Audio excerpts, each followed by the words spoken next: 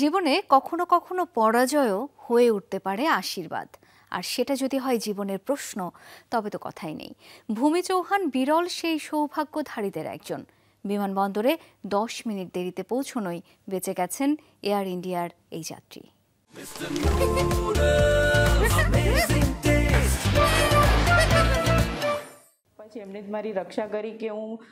কথায় আছে রাখে আল্লাহ মারে কে।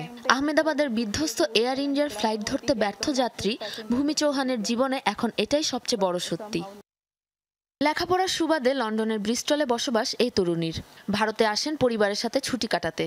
অবকাশ যাপন শেষে আবারও লন্ডন ফিরতে এয়ার ইন্ডিয়ার AI-171 ফ্লাইটের টিকিট কেটেছিলেন, কিন্তু পথে যানজটে আটকে 10 মিনিট দেরিতে পৌঁছান বিমানবন্দরে।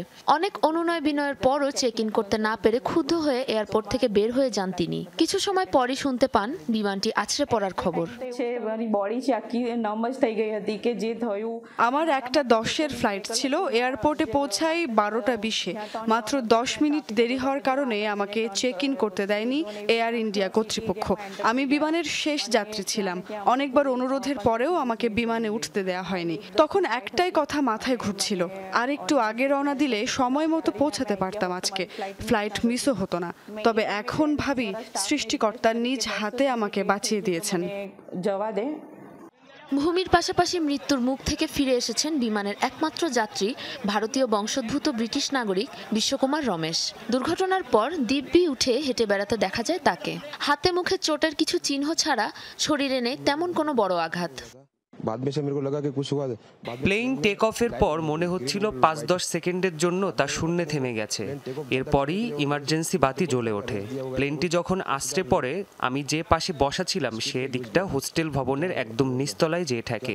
আমি প্রথমে ভেবেছিলাম আমিও বাঁচব না। পরে সিটবেল্ট খুলে কোনো মতে আশপাশের জঞ্জাল সরিয়ে বের হয়ে আসি। ভয়াবহ এ বিমান দুর্ঘটনায় সৌভাগ্যবান এই দুই যাত্রী বাদে বেঁচে নেই আর কেউ। মৃতের সংখ্যা এরই মাঝে 250 ঘর ছাড়িয়েছে। সন্ধান মিলেছে ব্ল্যাক বক্সের। বিস্তৃত ডাটা ঘেঁটে বিধ্বস্তের কারণ নির্ণয়ে লেগে যেতে পারে দীর্ঘ সময়। সাবরিনা নুসরাত, যমুনা নিউজ।